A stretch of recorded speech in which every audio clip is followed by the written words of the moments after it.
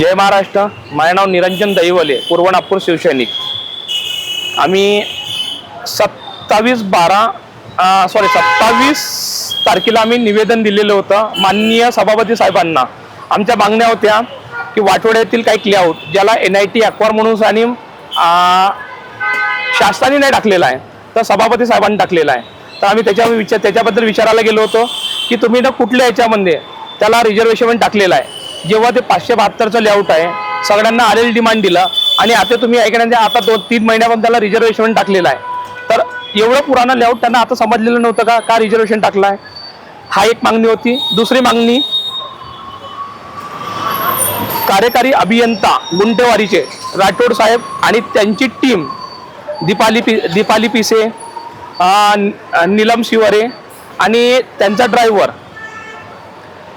यांच्यावर कारवाई करायची। कारण की हे लोक कुठली कामं करत नाहीत, आलेल्या पक्षकारांसोबत अभद्र भाषेत बोलतात, त्यांना हाकलून लावतात, फाईल लपवून ठेवणं आणि पैसे दिले की काम करणं हे यांचा व्यवहार।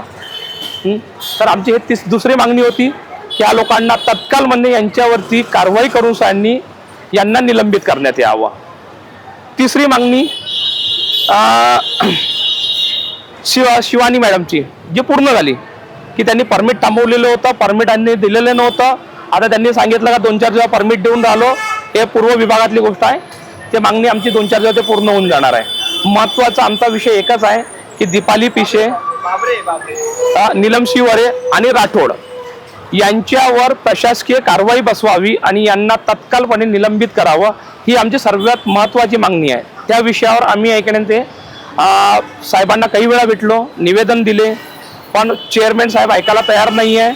12 तारखेला मी आमरण उपोषणावर बसणार होतो, त्यासाठी 11 तारखेला मी सदर पोलीस स्टेशनला जाऊन आणि पोलिसांना सूचना दिल्या। पोलिसांनी मला सांगितलं की आपण आमच्यासोबत चला, आमची टीम येईल, आपण सभापती साहेबांना विचारू की बा यांच्या मागण्या का बरं तुम्ही पूर्ण केलेल्या नाही ना, केव्हापर्यंत पूर्ण करणार। ज्यावेळी त्यांनी सभापती साहेबांना कॉल केला तर त्यांनी हे टाळाटाळ करण्याचा प्रयत्न केला की मी आता नागपुरात नाही आहे, मी मुंबईला चाललो, मग मुंबईवरून आल्यावर भेटू म्हणून। आणि मुंबईवरून हे 2 दिवसांनी येणार होते, आज मुंबईवरून आले। त्याच्या अगोदर आम्ही GM साहेबाला भेटलो, म्हणजे डोले साहेबांना। त्यांच्यासोबत भेटल्यानंतर त्यांच्याकडे आम्ही मागण्या ठेवल्या। त्यांनी आम्हाला फक्त सहानुभूती दिली, जसं लहान पोराला आपण चॉकलेट देऊन आणि सहानुभूती देतो त्या प्रकारची। संजय मीनाला ऐकण्यात सदर पोलीस स्टेशन मधून माहिती मिळालेली आहे, अजूनपर्यंत काही रिॲक्ट नाही केला। आज डोले सरांनी सांगितलं होतं का संजय मीना साहेब आले की आम्ही त्यांच्यासोबत चर्चा करून तुम्हाला बोलवू म्हणून। आणि आम्ही डोले साहेबांचीच वाट पाहून राहिलो का ते आम्हाला केव्हा चेअरमॅन साहेबांकडे घेऊन जातात म्हणून। समोरची भूमिका अशी आहे की जर ह्या लोकांना जर तत्काल यांनी निलंबित नाही केलं, राठोडला, दीपालीला आणि नीलमला आणि राठोडचा ड्रायव्हर, तर मी येत्या 17 तारखेला संविधान चौकामध्ये आमरण उपोषणावर बसणार।